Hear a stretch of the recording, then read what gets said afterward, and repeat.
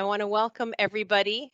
We're very lucky to have Dan McKay with us today from Ventus Therapeutics.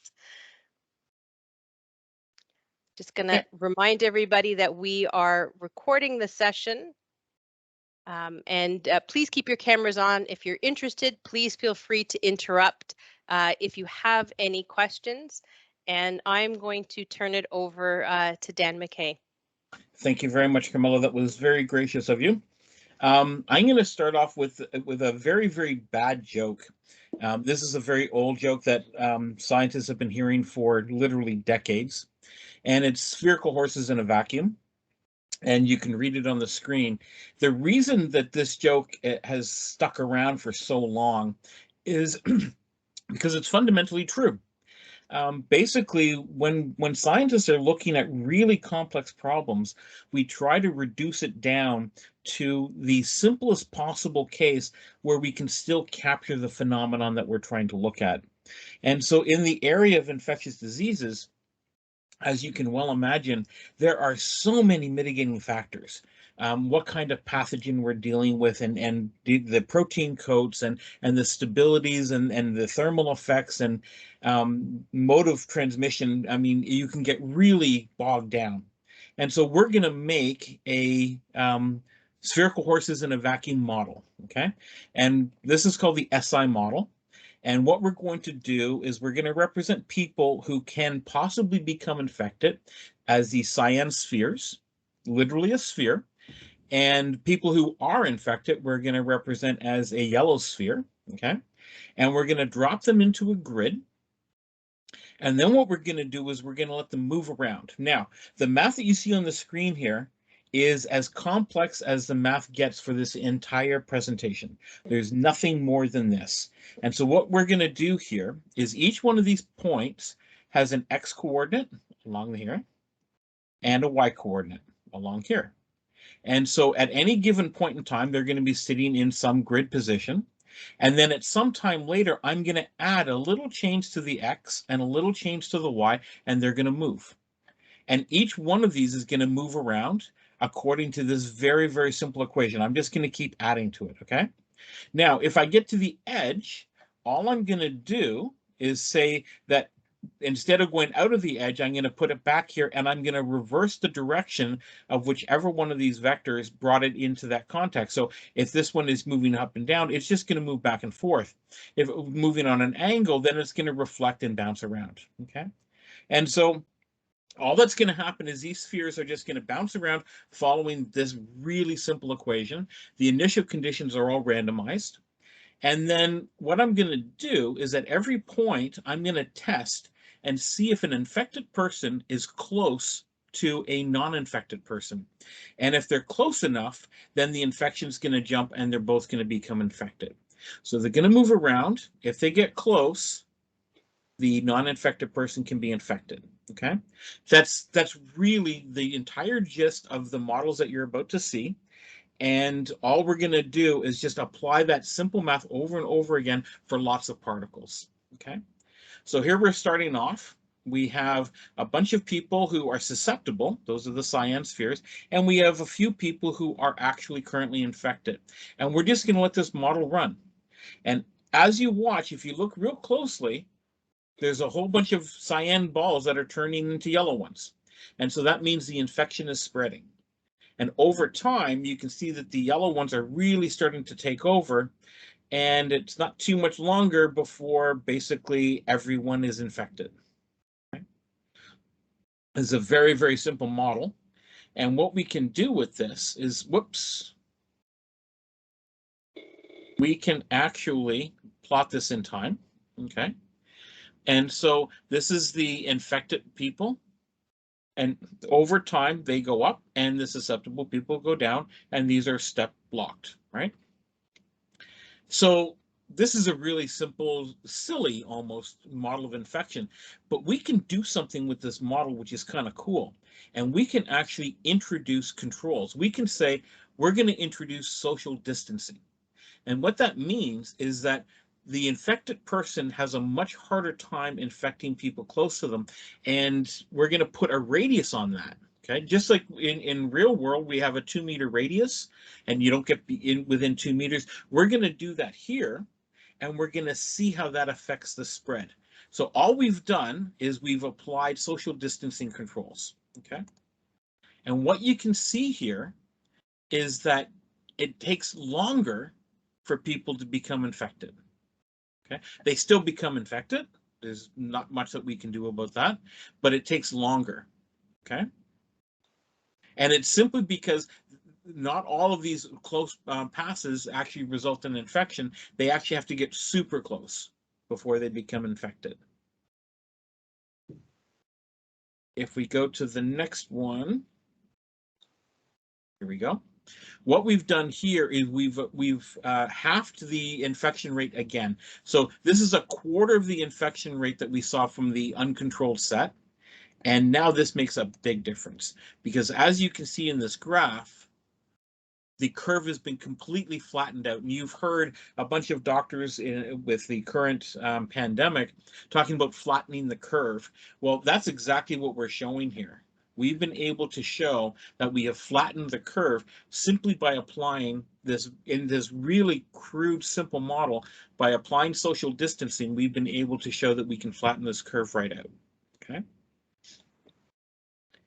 Now, this is a silly model because when people become infected, they don't stay infected. People get better, right? They get healed or removed. And so this is the actual full model that we're going to be talking about. It's called the SIR model, and it stands for susceptible, infected, and removed. Now, unfortunately, removed means two things. Either you have recovered and you're now immune, or you're dead. Either way, you can't reinfect someone. And so again, the math is all exactly the same. It's just that the yellow spheres, after some period of time, will turn into individuals who can no longer be infected and can no longer infect anyone else. Okay, so we're going to run the exact same models now. But now, when they're running, you can see that at some point in time, the yellow spheres turn into purple spheres. Those are people who have recovered from the disease or have been removed, and they no longer infect anyone.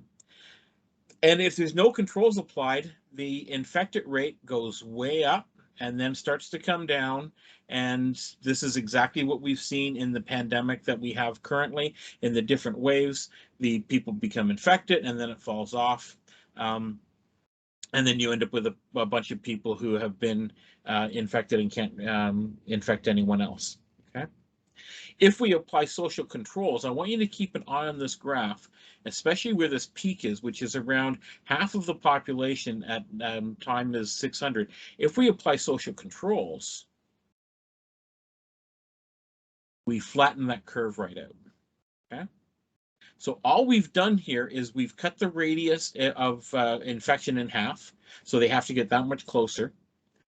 And you can see that we've really dropped it out. So this is somewhere around like the 2 or 3 meter mark in terms of social distancing. So this is comparable to what we have if everyone follows the rules and everyone does it right. This is why we're talking about flattening the curve. Okay. The reason this matters, obviously, is if you've got a whole bunch of people who get sick at the same time, the hospitals get overwhelmed and people get very poor care because there's just too many people at any one time. Everyone following so far? So if we really put on severe controls, and so we cut the distance in half again, we end up with this situation where if you look at this red line, which is the infected rate, it actually starts to fall down. And at this point in time, we almost got to the point where it was wiped out. But again, because of random motion, it didn't quite get wiped out and it came back, but it's really close to just getting wiped out. And you can see there are very few yellow points in here and they're not growing. And so if in this particular case, if we had social controls that were just a little bit tighter, we could potentially stop this disease from spreading. And this has happened in a number of cases with SARS and MERS. We were actually able to stop it from spreading and wipe the disease out before it became a terrible burden on society. Okay. If, however, you have a very small number of people cheat, Okay, so this is exactly the same situation that we just had. It's just that 1 in 10 people who are infected are going to cheat, and they're not going to follow proper social distancing. And what we see here is initially it starts off looking pretty good, and it almost falls off, but there's just a 1 or 2 people that are cheating, and it comes right back. And once it comes back, there's no stopping it. And so one of the things that's been going on in our society very, very recently is people are complaining about the social controls and that they're not working, and they're not going to follow them. Well, unfortunately, this is a self-fulfilling prophecy. If you don't follow social controls, they're not going to work. And what's going to happen is it's going to come back. And in this particular model, we only have 10% of the people cheating. Okay. Now, I've run this model multiple times, and in some of them, even with people cheating, it does taper out, and in other ones, it takes off right away. This one's actually kind of in the middle.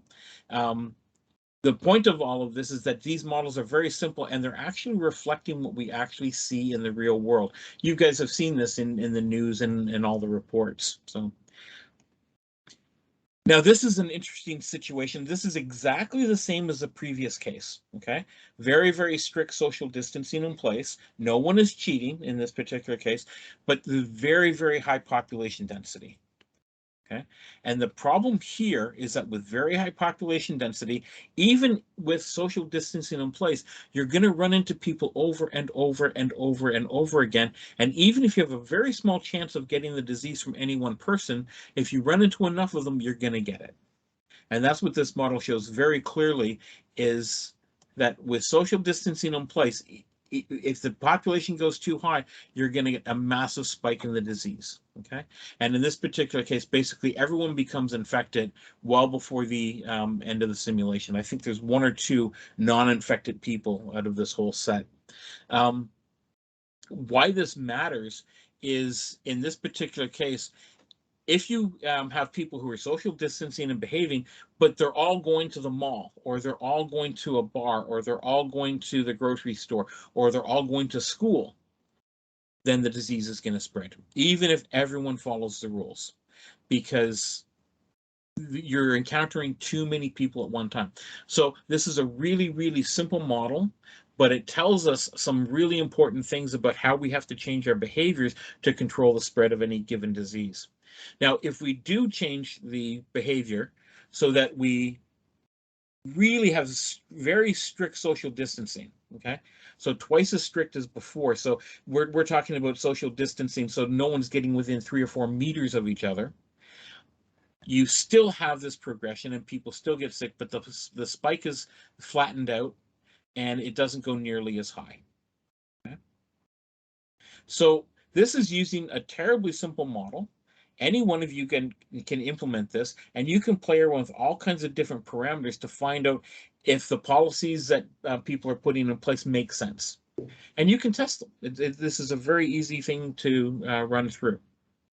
Is everyone clear so far?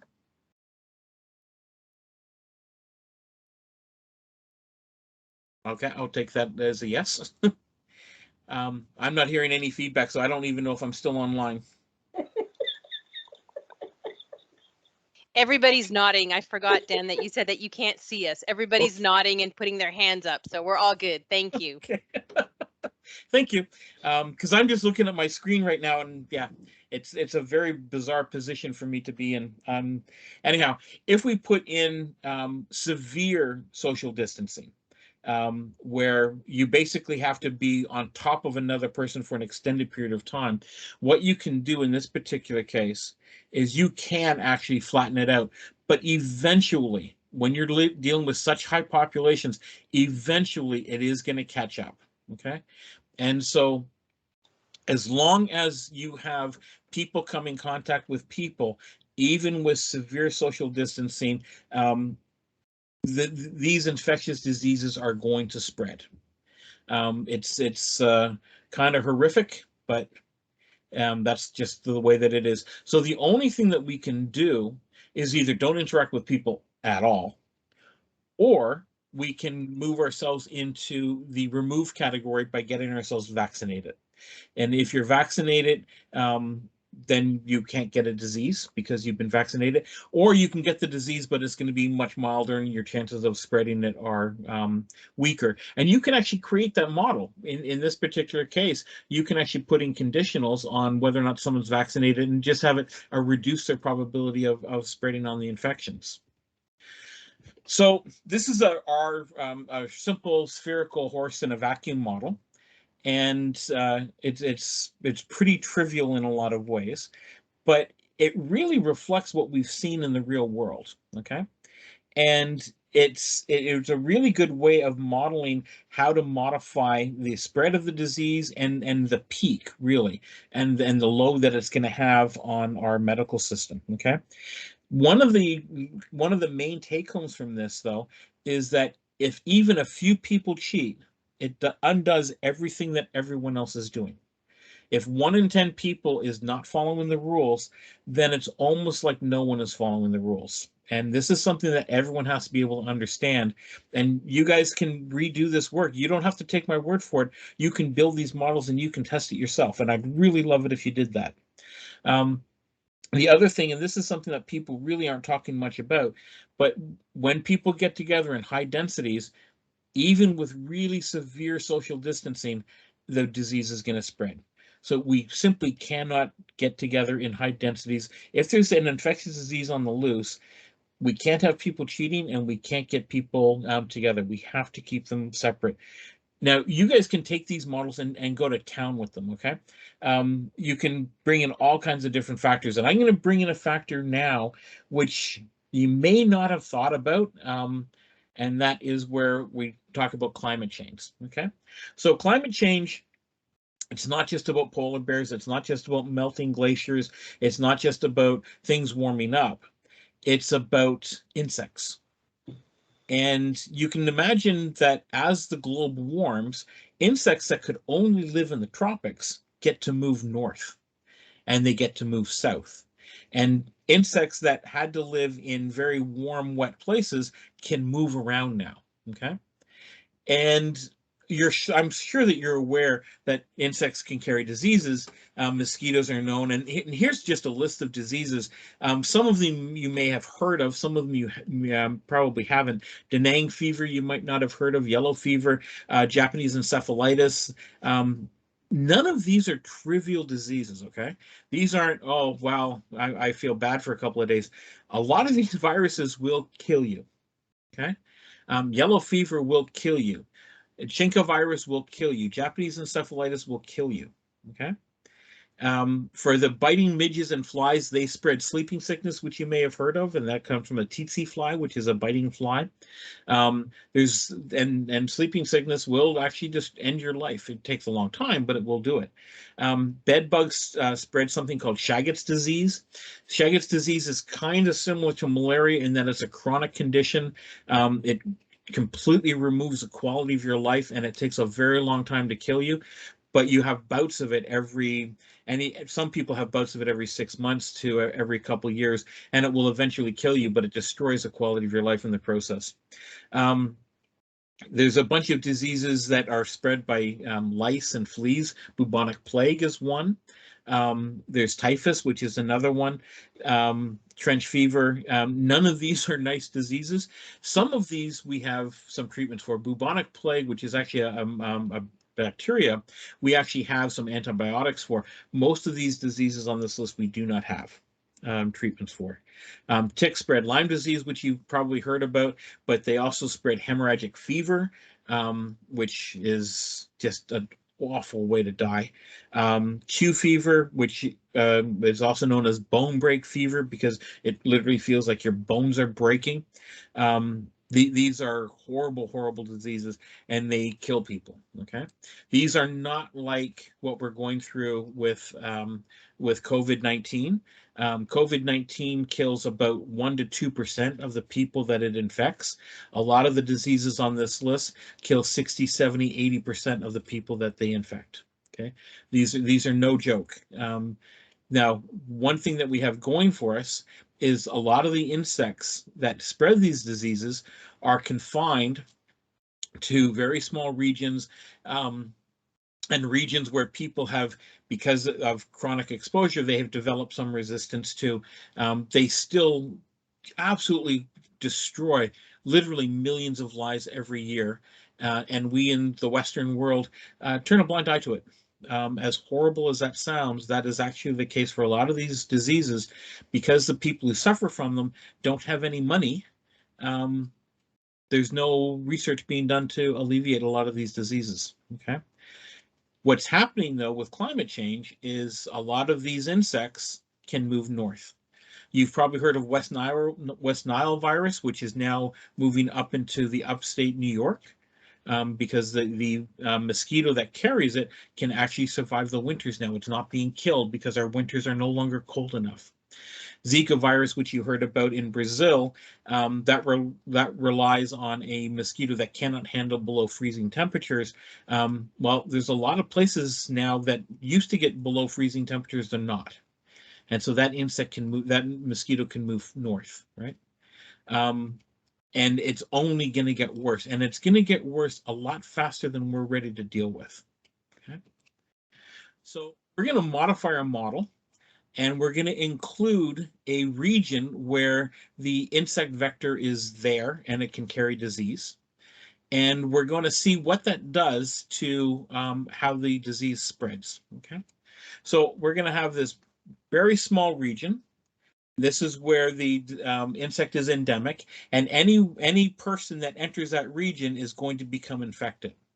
And as you can see in this graph, over time, very, very few people become infected. It does happen, and some people recover. And so we just had our first infection, and that other one just escaped, but now we're starting to see more infections. But it really doesn't become any kind of significant number. And that's pretty much the situation that we're facing in terms of the Western world right now. These diseases do exist, but they're not really affecting a very large region. If, however, we simply double the area, it's not that big of a deal. And suddenly we start to see some significant cases. Okay. And this is not a huge, it's a tiny fraction of the space, but now you're starting to have a population where if you were living in this group, you would know someone who got these diseases. Okay? And a lot of these diseases, as I said, they are fatal diseases. These are not trivial. These are not playtime, right? If we increase the area again and run our models, well, now it becomes looking a whole lot like our previous sets. And again, this is disease that's only spread by the insects. It's not being spread person to person. And these models can handle that. The interesting thing is we can actually take these models and we can model both insect spread and human spread at the same time if we wanted to. Okay. And I'm leaving that for you guys to look into. And there's some wonderful history with bubonic plague, where bubonic plague actually changes into pneumonic plague, where it gets spread person to person. Bubonic plague is spread by insects to people. Pneumonic plague is person to person. Both went on at the same time during most of the Black Death in Europe. Okay. So the other thing that happens is the regions where these insects are living is spreading out. So this one actually has the same area as the previous one, but it has a different distribution. And as a result of that, we actually end up with a very different disease distribution. And this is actually significantly worse. And so even if the area that the insects are living in doesn't get any bigger, but it spreads out, it can get smaller in some areas and just spreads to other regions. It comes in contact with more and more people, and the disease spreads. Okay. So with the insect vectors that we're looking at, these diseases are horrific in that no one is developing any work on these. Okay, no real research is being done on a lot of these diseases. Some of them, like malaria, the Bill and Melinda Gates Foundation is doing some work on malaria, but that's because it's already starting to affect Western countries. The other diseases like Chagas disease, there's almost nothing being done. Okay, and this is something we cannot have continue. We have to start working on these, and we need people like you guys to start looking into these, right? As you go through your academic careers, I want you to be aware of this stuff. I don't want you to do what my generation did and ignore things simply because they weren't affecting us. These are going to be affecting everybody. As our climate warms up and these insects are spreading, they are going to go everywhere. These diseases, which are often referred to as orphan tropical diseases, and you can Google that, it will give you lists of literally hundreds of diseases. They are no longer going to be orphan tropical diseases because the tropics are going to be everywhere. Okay. The models that you've looked at right now are really, really simple. They're very easy to build. Every one of you has the skills right now. You can build every model that I've shown you today, and you can include any factors you want. You can just build them in, and you're limited only by what you can think of. Okay? Now, I was expecting to have questions and all kinds of interactions, and that's not happening. So this went a lot faster than I was expecting. I think we had said in the handout, unfortunately, that the questions would be at the end. But I know that I will never again complain about the cold. Yeah. And you have scared me sufficiently. You know, it is really interesting what you've had to say and sort of how many of these diseases have been ignored for so long. And There's a disease called Bluetongue, which affects livestock. It's spread by a biting midge. And it used to only affect countries around the Mediterranean. It's now endemic in the UK because the climate has warmed up enough there that the midge does not get killed in the winter. It went from once every 100 years, you'd have some midges that could get blown across the channel and they'd infect some livestock. Now they're living there. And every year, Bluetongue gets blown up, and thousands of animals have to be killed because of it. It's straight climate change. And so it is frustrating when people are talking about climate change and they're talking about polar bears and they're talking about glacial ice and stuff. And these disease outbreaks are happening every day, and everyone is ignoring them. The reason they're happening is because of climate change, right? And I guarantee you, 90% of you have never heard of Bluetongue. If you're a farmer in the UK, you'd be terrified of it. I've never heard of Bluetongue. Has anybody here heard of Bluetongue? I know, Dan, you can't see, but I see some shaking head. So I don't think, at least with the faces that I can see, I don't have anybody indicating that they've heard of Bluetongue. How many of you heard of Chagas disease?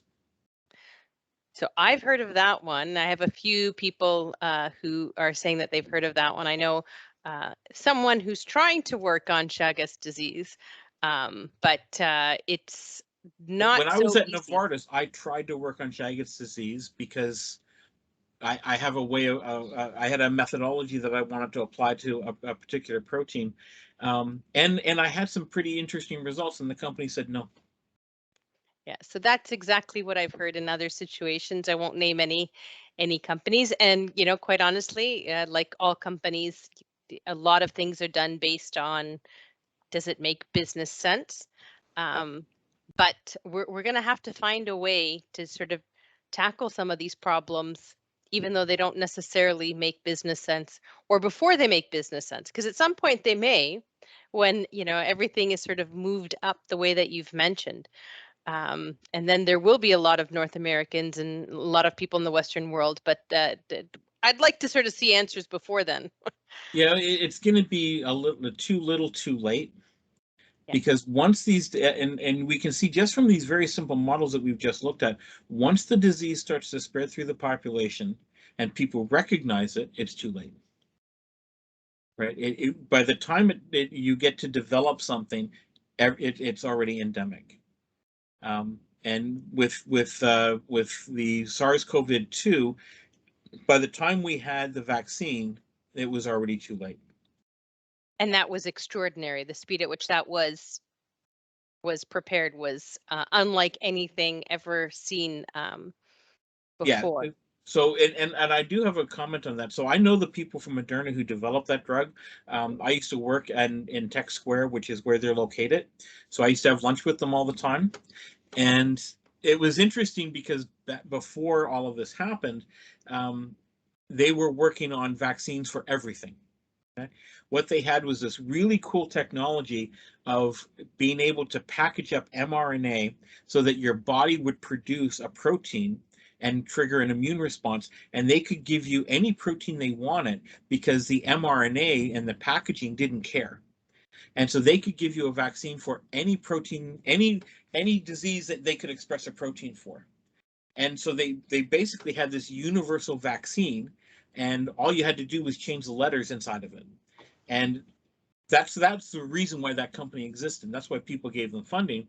And then when SARS-CoV-2 came up, their backers and investors went, okay, prove it, do it. And so they sequenced the spike protein and plugged it into their machinery, which was for every other vaccine on the planet. And the very first one that they've actually applied in any kind of level is this one.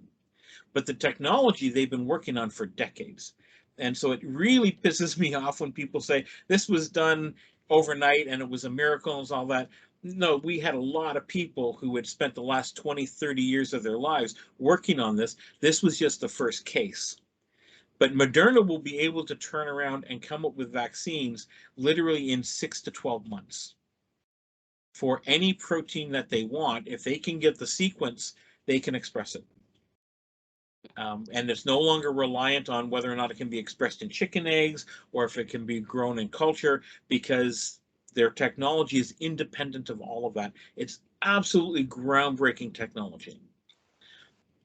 It's the only reason why I'm not terrified completely out of my brain with climate change, because once people get used to this idea and actually start applying it, they can start creating vaccines for a lot of the diseases on this list, and they can do it very, very quickly. But right now, the politicians that we have just don't have a clue. So there was a question in the chat there. I mean, Jose, you're welcome to sort of unmute yourself and ask directly, but the comment was about how can we get more people to engage in climate change? Is that correct? Because it's now it So popped up and left. that's an excellent question. And from my point of view, if you start talking about polar bears and Arctic foxes and great horned owls and stuff like that, yeah, I get that. It's fun, it's interesting, and 90% of people aren't going to care. You start talking about them dying in agony from Q fever, or watching their children bleed out of their eyes because they have a hemorrhagic fever because they got bitten by an insect, I think you'll get a few more people interested. And that's the reality. I'm not doing scare tactics here. And please don't believe anything I'm telling you. All of this information is available. You can look it up. These diseases are no joke. These are terrifying. These are the things that we make horror movies about, and we have made horror movies about them. You've heard of Ebola, right? That's hemorrhagic fever. That can be spread by insects, depending on the particular form, right?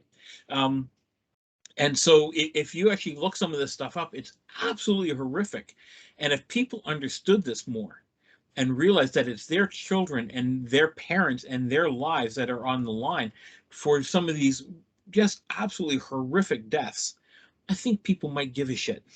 Pardon my language, but they're not going to care about polar bears, right? They're not going to care. Have created a monster in me. Pardon? You may have created a monster in me. Good. Just watch me go now. Good. Bugs and things. Yeah, because I mean, talking about ice sheets melting and coastal waters rising and everything else, that is so abstracted for most people. Mm-hmm. But the disease ramifications, and I want to tell you, if you Google the papers on climate change and insects, you'll find papers back in the 80s and 90s where people were like, "Uh-oh, we're in trouble." But the media never picked it up, and people didn't pick it up. And so the scientific community, I'm not some lighthouse going, "Ooh, I'm opening up this thing that people don't know." But I'm just talking to you as a scientist. 90% of the scientists I know are like, "Oh yeah, this is the real problem with climate change is disease." So is that why Zika virus seemed to make it further north this last time than, I hadn't heard it before, but the fact that it made it to Florida and Is that Yeah. related to climate change as That's well? exactly related to climate change. Yeah. Yeah, there are insects. Yellow fever was wiped out from North America. Back in the 1900s, it was wiped out. It's coming back because the mosquitoes that carry it are moving back in. They're already in Texas. You can catch yellow fever in Texas. And you've heard of the bed bugs invasions? Mhm. And then people are... Chagas disease is spread by bed bugs. Yeah, I saw that on your slide. That gonna have nightmares. Yeah. I think you're gonna give me nightmares. I don't know. Is there anybody else who had any questions? This has been an incredibly, every time I talk to you, Dan, it's incredibly fascinating. Is there So- anybody who had any questions that they wanted to sort of, I don't want to be monopolizing the conversation. I'm happy to continue to talk and ask Dan questions, but if there's anybody else who has a question or a comment, doesn't have to be a question, but anything that you've seen or want to know a little bit more about, be wonderful if I also have a question. Wisdom. Oh, if someone has a question. yes. Go ahead, Maria. It's more of a question about the math. Where did you create the models? Was it like on a software or was it like a website? Just curious. Okay, so the SIR model is a standard model in epidemiology. It's used by professional epidemiologists. It's not something that I invented. I'm not that clever. I wish I was. You can actually look up SRI models. You will find YouTube pages on it. You will find papers published on it. The implementation of it, there's a couple different ways of doing it. The way that most epidemiologists do it is with something called ordinary differential equations, or ODEs, which is a little bit beyond most high school students right now. But you can actually do it the way that I did it, where you do it discretely. And rather than using ODEs, you can actually solve the equations in time through a simulation. And it actually ends up being exactly the same thing. This is just more of a brute force way. And so the math itself is really trivial. And that's actually a question that I wanted was, does everyone understand the math on exactly what we're doing here? All we're doing is simulating people wandering around, bumping into people. That's all this model is. And we're just using the proximity that people get to each other as the surrogate for whether or not they become infected or not. Right? The math is trivially simple. What's interesting with this, though, is you can include all kinds of factors. You can put in saying that, okay, people are going to wander around, but once a day they have to go to a particular location. How does that affect the model? Or they have to go from the house to a school to a business and back to home. How does that affect the model? How do people's behaviors affect the model? You can build all you have to do is just model how people move around. You could do this paper and pencil with a bunch of people, almost like a board game, and find out how the disease spreads, right? Doing this you can write this kind of code on pretty much any platform. Any of you who know Python or Fortran or C or Rust or any programming language at all. And there's some websites where you can build these models. Okay. It's really important that you actually go through the exercises yourselves and build these things up. Okay. Thank you very much. It's very informative. So you can also play around with population densities as I did here. I only did a few little test cases, but you can imagine saying, well, what if I change the initial conditions of the number of infected? Or what if I change the number of people that I have in a particular region? Or what if my density was not uniform, but asymmetric, right? Julie Yang also has a question. Please go ahead and feel free to ask. Yes. Hi. I have a comment and a question. So I think that like people are always a step slower, and that's a sad reality, and it's like very suffering for especially scientists and people who are aware of this, and like I have a question is like, can we also put in like the people who got vaccinated or like the speed of vaccination and the risk that people already get vaccinated, but they had like got this disease again, like all that things into this? Exactly right. So, like, what you could do then is you could have a step inside of your loop where you take the people who are susceptible and say a certain percentage of them get vaccinated, so they go from susceptible to removed. They can't become infected and they can't infect other people. You could model that. You could see what that effect has. You could find out what percentage of the population has to be vaccinated before the disease stops. That's really easy to do. With this exact same model, you would just have at every time step, you'd have a random number on whether or not they become vaccinated or not. If they become vaccinated, they jump into the removed category, and there you go. You can also change the number in removed, and this is what's happening with SARS-CoV-2, is the removed people don't stay removed.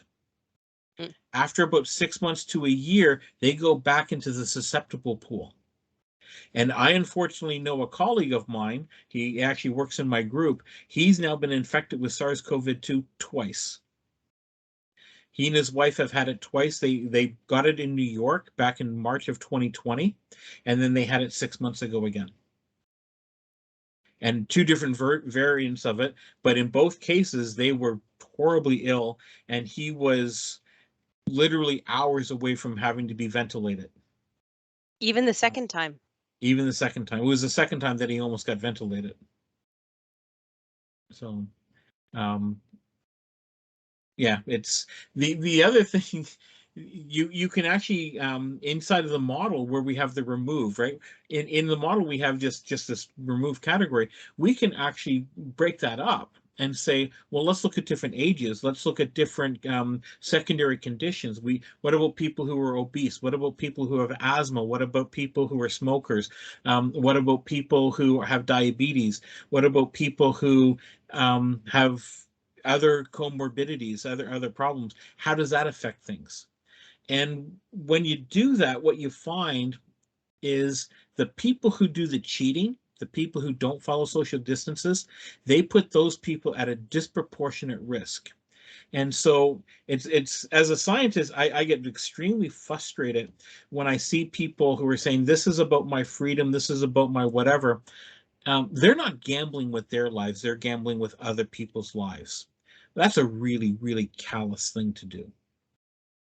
And when you're dealing with people who have asthma, when you're dealing with people who have COPD, and getting one of these viruses, or even if they've been vaccinated, and even if they're careful, it can kill them. My neighbor across the street is 95 years old.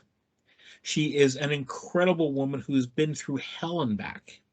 And she deserves all the time that she has as peaceful as possible. She is fully vaccinated. She takes care of everything. And there are people who walk up to her house and are trying to sell things or whatever, and they're not vaccinated and they don't care. To me, that is despicable. And so a lot of these people who are like, no, it's my personal freedom. Your personal freedoms end when you're breathing someone else's air. Yeah, I think the one thing, and I've had this conversation in many different forms with people, is that people who have a science background, I think there's a responsibility to sort of help them, to help other people understand. Yep. You know, the people that I have known that have been very resistant to getting vaccinated, a lot of the time it's sort of a conflation of you know, well, just because you get vaccinated doesn't stop you from getting the disease, and not really understanding how these things work. And so that's one thing that from when I was a high school student, I think scientists haven't always done a great job of being able to communicate. So I would sort of suggest to all of you, and the fact that we have, you know, 3 clubs, we have 3 ambassadors. Dan, I don't know if I've told you this, but we have 3 ambassadors that have started clubs in their high schools to sort of, you know, science clubs. And, you know, I implore you to sort of focus on helping your peers understand and communicating to them and your colleagues and your families and whatever, because I think communication in science definitely better than when I was young, but I think there's a lot there. And so people hear concepts and they get scared, overly scared, or not scared enough because they don't understand. Yeah. And so there's members of my family who are married to other people and to other families. I have an extremely large family. I have 13 nieces and nephews. Okay. Nice. Yeah. And so I've got lots and lots of in-laws. And not all of them are of the same mind, and that's fine. And so I am constantly getting bombarded with questions, and there's a lot of stuff in media which is incorrect. And there's a lot of stuff that's scare tactics. And they scare you into getting vaccinated, and they scare you away from getting vaccinated. And you have to take a step back and actually look at it critically. And one thing that we have when we have an analytic mind is we don't take things at face value. I don't want you to take anything I've said at face value, right? Absolutely everything I've said you can check, right? How many of you have a smartphone with you right now? I think probably everybody. I think that's fair to guess. I see some shaking heads like yes. So you would be able to go into Google or go into DuckDuckGo or whatever, and you can verify every single comment that I've said today, right? And we have to do that. And the thing is that this is something that I find fascinating, and I'm going to take a little moment to go through this, because if you are under the age of 20, you are a unique generation, and I do not say that lightly. One of my favorite pieces of graffiti ever was kids today have no respect for authority. They have no understanding of what's important, and God help us all when they take over. And that's attributed to a teacher who wrote it on a school wall 3,500 years ago. Okay? Things don't change, right? There have been a handful of moments in human history where one generation was different than the one previous. One of them was the invention of the Gutenberg press. Okay, the printing press, where books went from this incredibly rare item to everywhere. Literacy became a thing. Information became a thing. It changed the structure of society itself. Okay. That was the generation before that and the generation after that were not the same.